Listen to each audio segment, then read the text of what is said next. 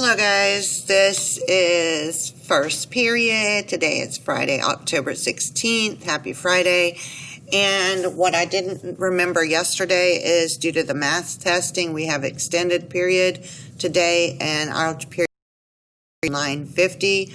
So you will not start your second period until 10 a.m. Just be aware of that.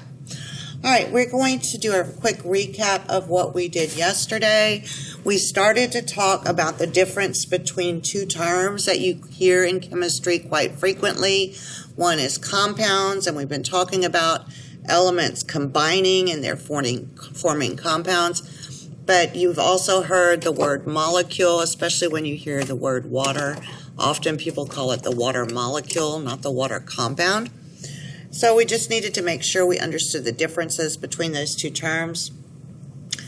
Remember, a compound is any two or more different elements. That's the difference between the word compound and the word molecule, because a molecule can have more elements combined, whereas a compound has to be two or more different elements combined.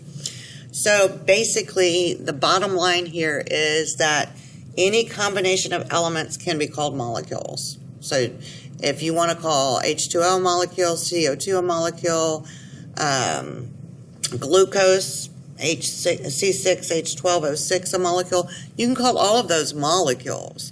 But you can only call the ones that have two or more different elements in combination a compound. So just to set the record straight, we did look at, for example, O2, the common oxygen molecule. O2 is only oxygen. You have two of them, and it can only be referred to as a molecule. It's not a compound because there's not two or more different. There's two of the same elements combined.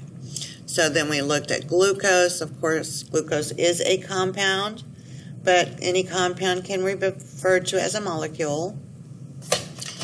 And then we looked at nitrogen gas, which is N2. It only can be called a molecule because it only has two nitrogen. All right, so today's lesson is basically kind of bringing everything we've learned together. So we've learned that all these elements combine, and we've also learned how they tend to combine with group. Combines with which group, like 1A, 7A. And we also know that they do this because they all want 8 outermost electrons or 8 valence electrons. Then they become stable. So we're going to continue our discussion today with learning more about chemical formulas and subscripts. All right, so let's get started. At any time you need to pause this video to catch up, please make sure you do so. So our title is going to be Chemical Formulas and what's known as subscripts. You kind of already know what it is, you just haven't heard the words for them yet. So that's our title. Our right now is going to be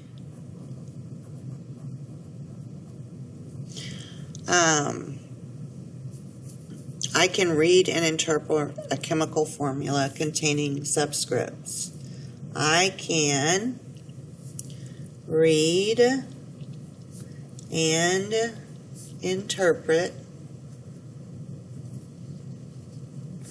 a chemical formula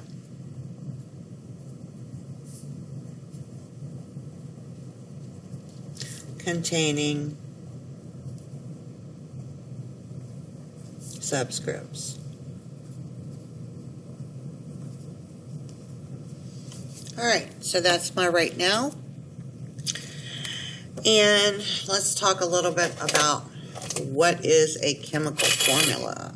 All right, we're going to do our notes.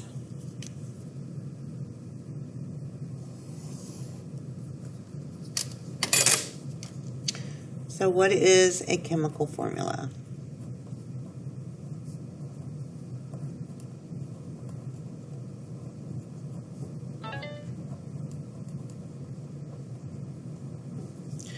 what is a chemical formula?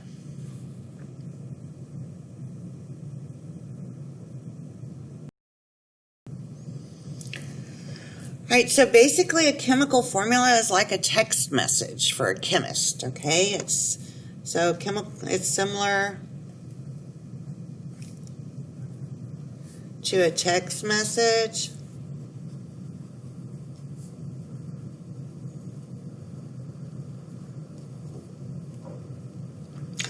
So, in essence, when you type or text LOL, you know that means laugh out loud. I mean, that's inherent, you get it.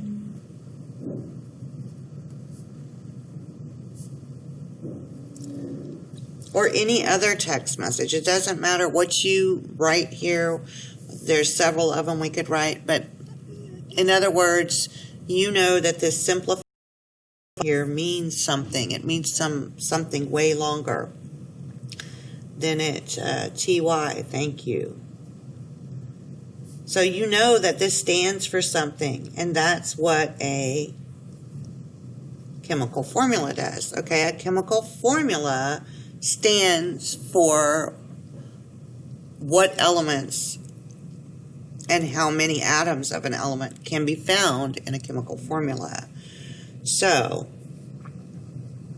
chemical formulas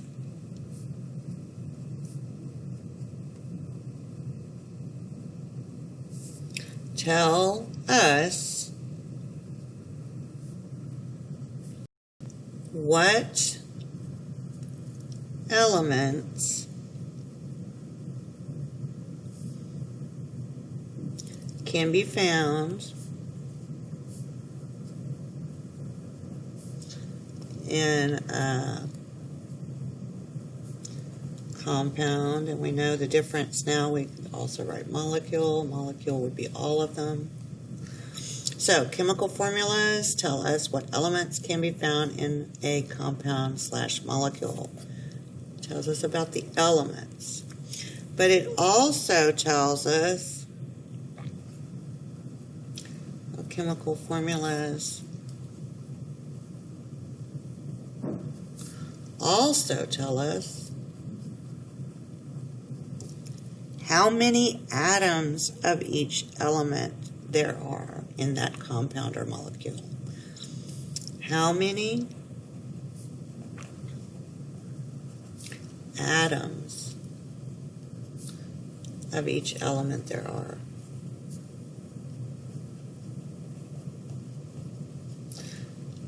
How many atoms of each element are in the compound or molecule? All right. Let's look at one we're very familiar with. Everyone knows it. Everyone's familiar with it. You say it all the time. So let's look at the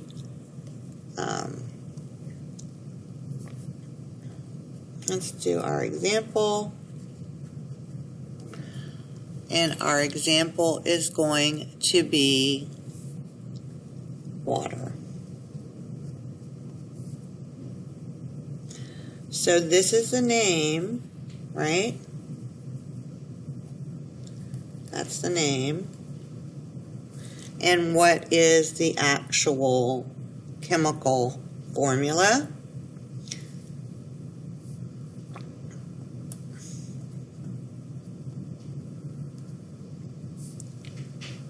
The chemical formula is H2O. That's the chemical formula for water.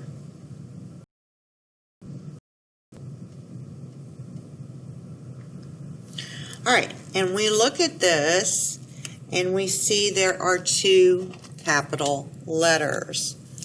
And that needs to remind us that when you're looking at the periodic table, and you see all these capital letters, every time you see a capital letter, you should know that indicates a new element. Here's a capital letter, here's a capital letter, they're all here. These have two letters, but the capital letter is followed by a lowercase letter. So I would be able to tell in a chemical formula, or the shorthand version of a name of a compound, when I see a capital letter, I know there's a new element. So if I look for H, and y'all all know this, the H stands for hydrogen, and if I find O, the O stands for oxygen. So we know that this H means hydrogen, and that the O means oxygen. We already know that. We've already talked about that. We know that. All right, but we also see that, so we know what elements. It said we would know the elements and how many atoms of the elements, okay, there were in the compound. So we know the element in water are hydrogen and oxygen.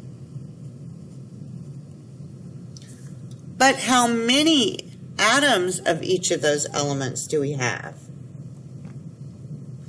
And that's where this little number comes in. This number, the small number, is called a subscript.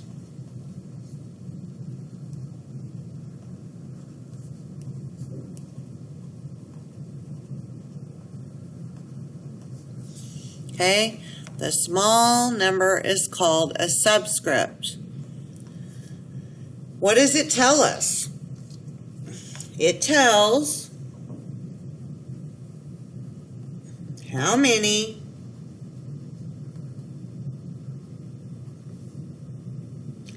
atoms of the element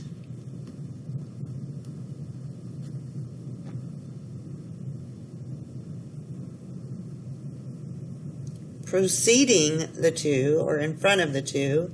So it tells how many atoms of the element in front of the two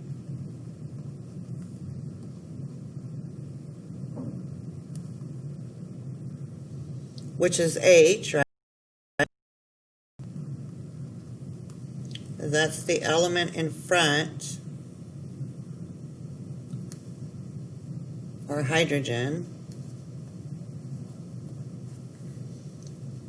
It tells how many atoms of the element in front of the two, this one, they go together, there are.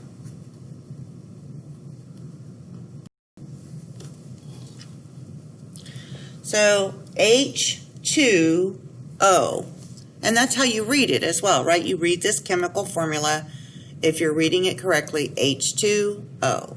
So meaning in water, there is hydrogen and oxygen present, right?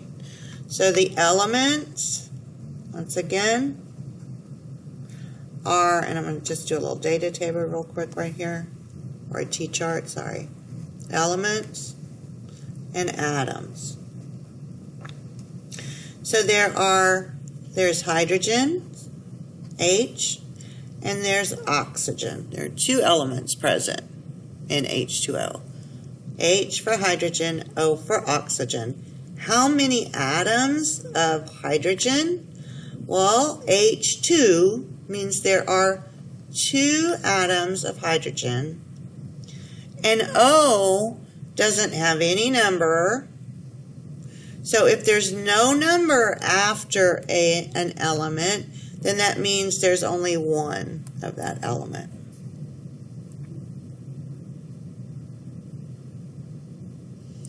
All right, so once again, two elements present, hydrogen and oxygen, right? capital letters. Count the capital letters. Find them on the periodic table. Then you know what elements are present. We have hydrogen and oxygen. How many hydrogen? 2. How many oxygen? There's no little number, so it's only that 1. 1. The small number is called a subscript. All right, let's continue to practice. Let's look at some more. So yesterday I reminded you of some content that you should remember. Let's practice with glucose. So we're going to put name. So the name of the compound is glucose. The formula. The formula for glucose is C6H12O6.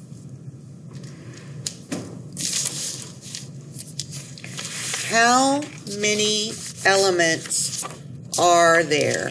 Let's write this a little T-chart again. So elements. And we're just going to do the same thing over here, atoms. So how many elements are present? Elements are the letters, right?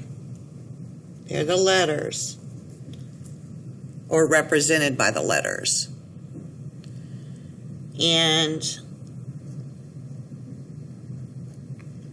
every capital letter tells you there's a new element. Every capital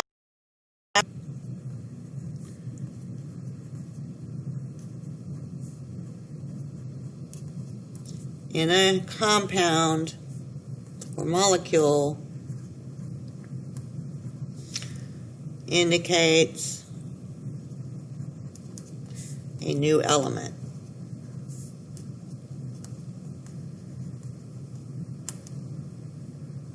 Okay, so in this chemical formula for glucose, we see C, H, and O. C, H, and O are my capital letters. There are 3 capital letters. That means I have 3 elements. C, I'll find it on the periodic table. Find C, and it stands for carbon. So we have 1 element, carbon. The H stands for hydrogen. The symbol H stands for hydrogen. And the symbol O stands for oxygen.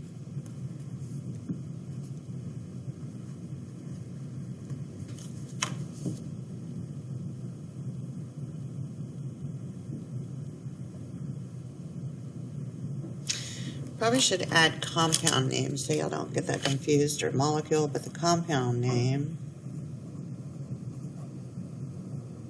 is glucose, right? Remember, as a compound, you see that because it's not a pure substance, because otherwise it would just be 1 element. All right, so the compound glucose contains carbon, hydrogen, and oxygen. How many of each? So how many atoms of each of those? Well, the chemical formula reads C6H12O6. The subscript that tells me about the letter in front of it. So carbon, there are 6 carbon atoms, because it says so right here, 6. H12, how many hydrogen are there? Absolutely, you said 12. Hydrogen, there are 12.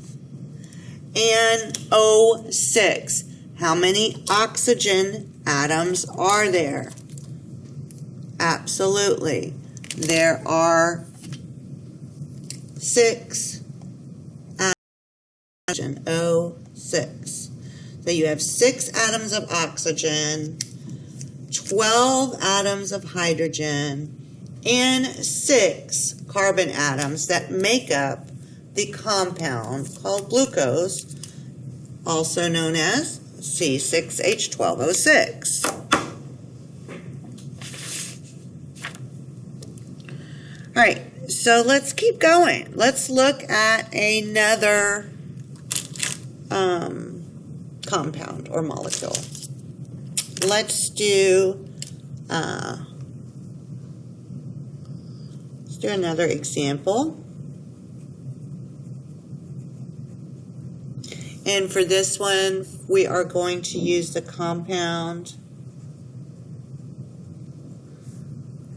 The compound name is methane.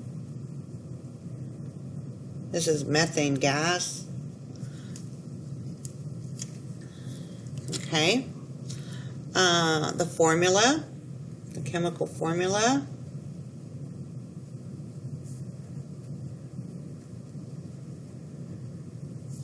is CH4.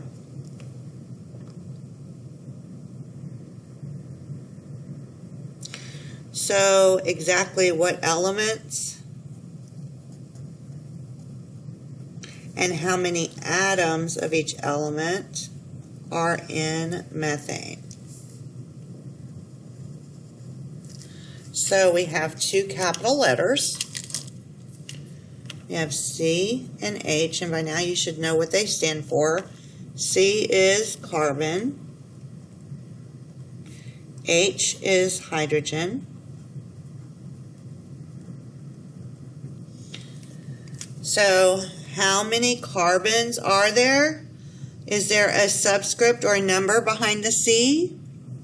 Nope, there is not. So that means there's only that one single atom of carbon. So there's one atom of carbon, but hydrogen has a subscript 4. Now there are 4 atoms of hydrogen.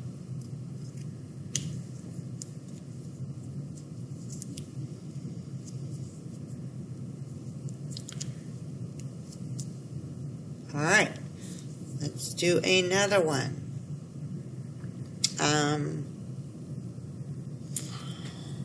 Let me find one. Let me think of one, a good one, so maybe I can throw y'all off a little bit. So how about another example?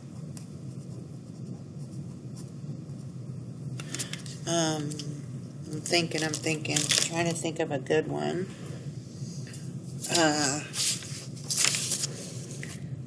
How about, find a good one. Calcium carbonate, CaCO4. So this is calcium carbonate. Does it matter if we know the name of this? Sorry, y'all couldn't see. Does it matter if we know what the name is? Not really. You can still read the formula without knowing the name. So you can still figure out how many elements are in there, what the elements are, and how many atoms of each element. So you don't really need to know the name to get this far. So let's just say in this formula, the elements, we want to know what the elements are, and we want to know how many atoms of each element there are. All right, so there are 3 capital letters. This is important, guys. 3 capital letters. What does that tell me? That tells me that there are only 3 elements present. That's what you need to understand. Every capital letter tells you there's a new element. So here's a capital letter, followed by a lowercase. That must mean that's one right there. There's another capital letter, and there's another capital letter. So what elements do we have? So symbol, capital C, lowercase a. Look on the periodic table. Let's see if we can find it. There it is, capital C, lowercase a. The element's name is calcium, so we know calcium is present. And we've already done several with C, which is carbon. And then we know there's an oxygen as well because there's an O. Now, how many atoms of calcium are there? Well, there's no number that follows the symbol calcium. So if there's no subscript here, no number, that means there's only the one. So there's one calcium. Carbon has no number behind it either. So there must be only one carbon atom. The only element symbol with a number behind it or a subscript is oxygen. So there's 4. Oxygen has 4 atoms. CaCO4. So if you read it out loud, it possibly could help you figure out what exactly is contained in that compound. If you were to draw something like this, then you would do, your Ca, and then you have a, and we're just showing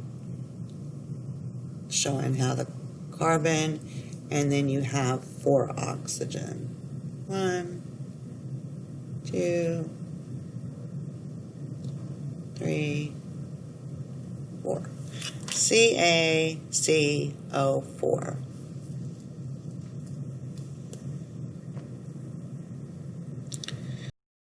Practice a little more.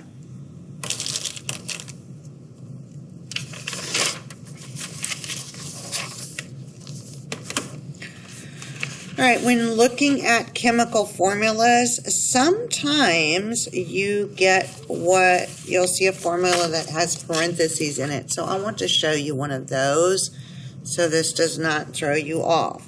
Okay, so for example, let us look at calcium hydroxide.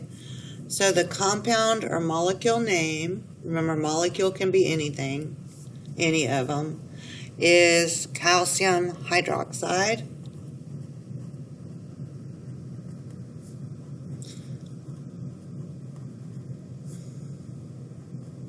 Remember, it doesn't matter what the name is literally for us at this point. We're just looking at, can we read it? Can we identify the elements present and how many atoms of each element are present in this chemical formula? And we just need to know that a chemical formula represents a substance, right? Represents a compound, a substance, a combination of elements. All right. So the formula is Ca, and then in the formula they have this, in parentheses OH, outside parentheses the subscript 2. All right, now how do we read a formula with parentheses? That's our question. How do we read a formula with parentheses? How do we do it? All right, so I know you've seen parentheses in math. And when you see parentheses in math, the parentheses tell you that's whatever's inside the parentheses. You're going to have to distribute whatever's outside. So in other words, let's put this in very simple words. The subscript 2 is now multiplied by whatever is inside the parentheses. So now the subscript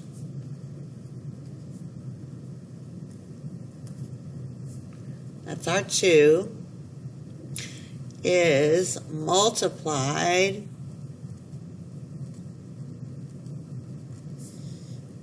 or distributed for your math people, is multiplied by what's inside the parentheses, by what is inside parentheses. So be it. So we have CaOH2.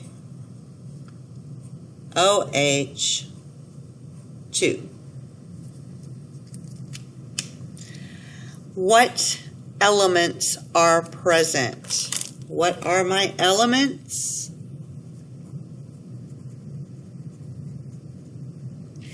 And how many atoms of each element are there? So, every capital letter signifies an element. So, capital C, the lowercase goes with it, next capital letter, next capital letter. Ca, we already just did that, stands for calcium. O for oxygen. H for hydrogen.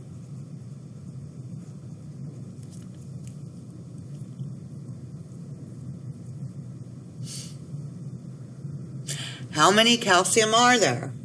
Well, the calcium is outside of the parentheses and has no little number or subscript with it, so there's only 1 calcium. 1 atom of calcium in this molecule or compound. Oxygen and hydrogen are inside the parentheses, meaning that this subscript goes for both of them. So it means basically it's saying I have CaO2H2. The reason they don't write it like that is because the way that oxygen and hydrogen look when you look at the compound itself. So they're already bound together and then there's 2 of them. So they don't write this, but that's what it means. Does that make sense? So, oxygen, there's 2 of those, and there's 2 hydrogen, because 2 times 1, remember it's the O by itself means there's 1 oxygen, times 2 means now there's 2 oxygen. We are multiplying. Multiply. 2 times 1H gives us 2H. So that's the elements and atoms present in the compound calcium hydroxide.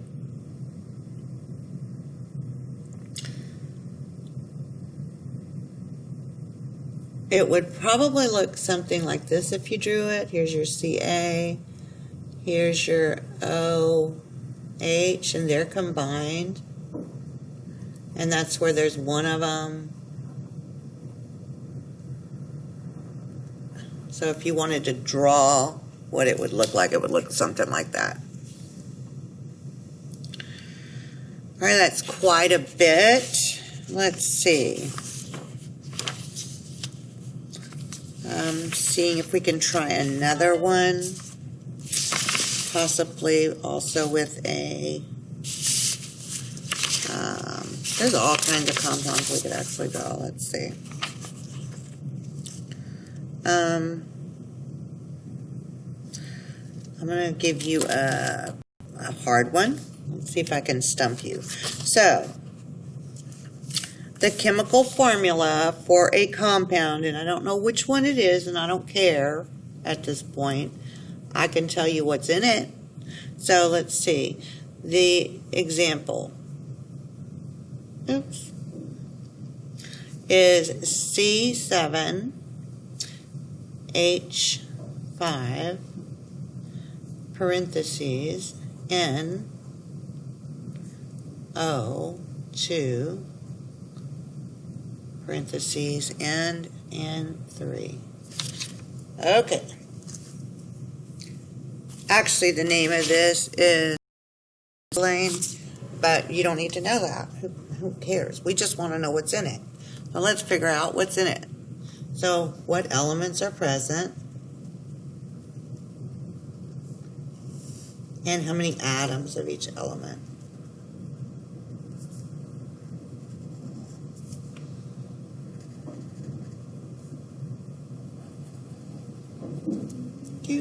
There you go.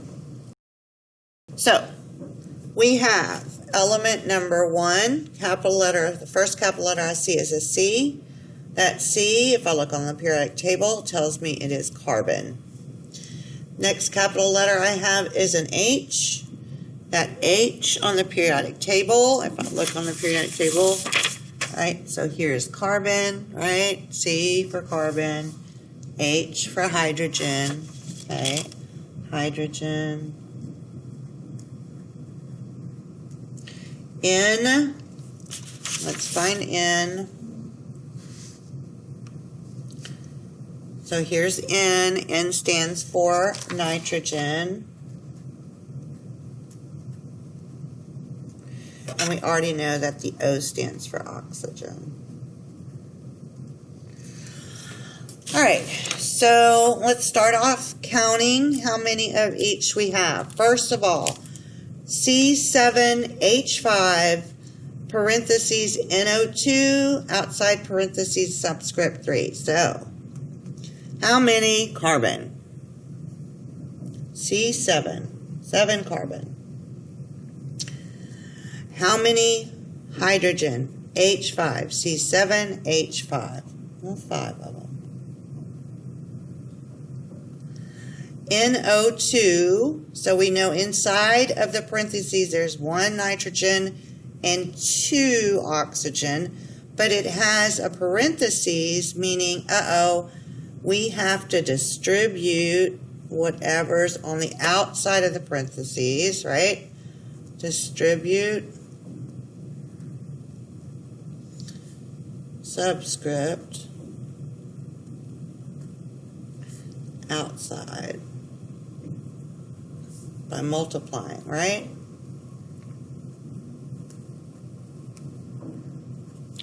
So we're going to have to say, okay, so if this is outside the parentheses, we have to multiply this number by whatever's inside. So it's going to be multiplied by the nitrogen, and it's going to be multiplied by whatever, however many oxygen there is. We are multiplying. All right, so right now there is no subscript next to nitrogen, so that means there's only 1 nitrogen. We multiply 1 times 3, that's going to give us a total of 3 nitrogen atoms. Here we have O2 together, right? O2. So if I already have 2 oxygen atoms inside parentheses, the outside subscript tells me I have to multiply those. So 3 times 2 gives me a total of 6 oxygen atoms. So now we know what elements are inside this compound. We also know how many atoms of each of those elements are there. How are we doing so far? I hope that everyone is pretty much understanding this, right? We're understanding this. It's not hard. It's just a matter of looking at your chemical formula and then looking to see what elements are present by looking at the symbols of them and finding them on the periodic table, and then using the subscripts to tell you how many atoms of those elements are present. All right, so I'm going to give you a couple to do real quick on your own, and then we'll check back in a minute to see how you did. So this is going to be independent practice. Hang on just a second. So independent practice.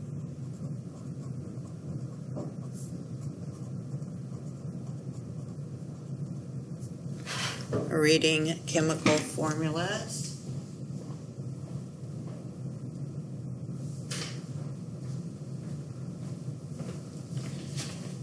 And I'm going to write them down. Actually, chemical formulas.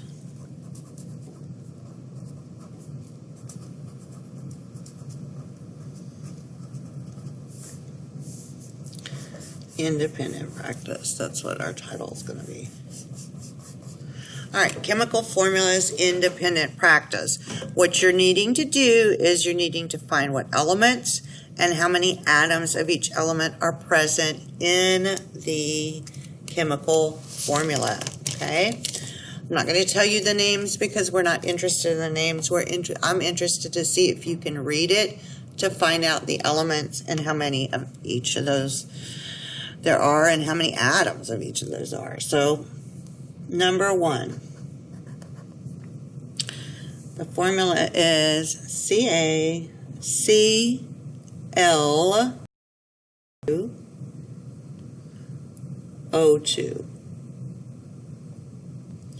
So we're going to do elements.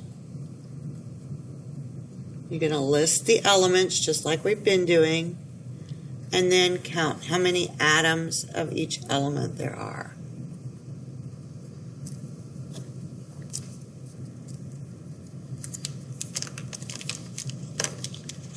Practice number 2 is going to be C2, H5,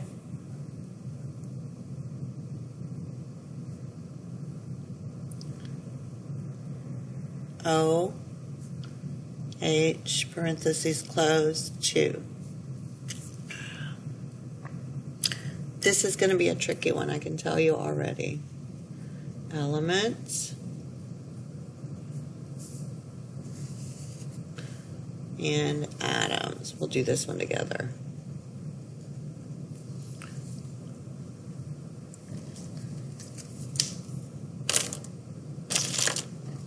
Okay, next one. Number 3. Pb2NO3. Elements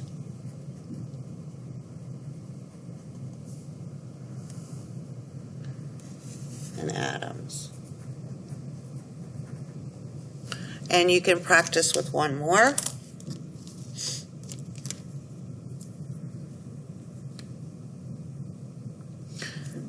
Which would be number 4.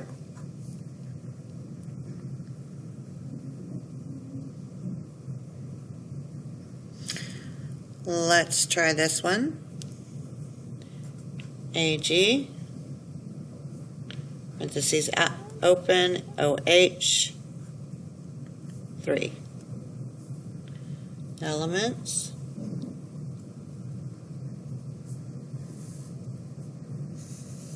Atoms. Okay, there's 4 practice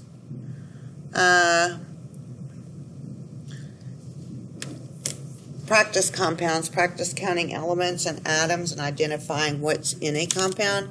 I am going to help you with one of these because I feel that it is something we haven't tried or done. So I'm just going to tell you that here and H here, it's still hydrogen.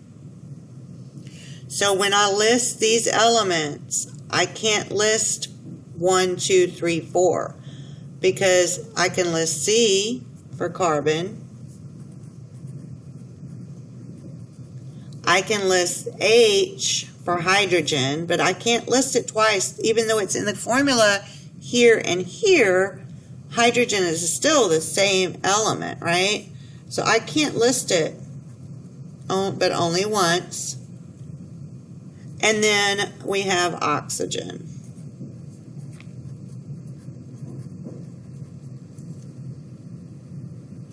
But what I will be doing is I will definitely be counting how many atoms of hydrogen there are. So whatever I have here, I'm going to add to what. Remember, it's in parentheses. You have to distribute the subscript outside by multiplying, right? Make sure you do that here as well. You're going to need to distribute by multiplying the outside subscript by what's inside parentheses. All right, so that's the only information I am going to give away to you. So this concludes this part of our lesson. This is what we will check. I will check to make sure you got this correct on Monday. This might actually be our warm-up. So be aware of that. Make sure you do it. If you have any questions, you need to make sure and let me know. Also, I have included a warm-up and an exit ticket for today as well. So I need you to complete those in Google Classroom. So make sure you do this lesson, take your notes, and then we are going to wrap it up with you doing this, do your warm-up, and do your exit ticket. And I will see you all on Monday. Have a fabulous weekend. And that's about it. Let's see. And we're going to say goodbye, guys.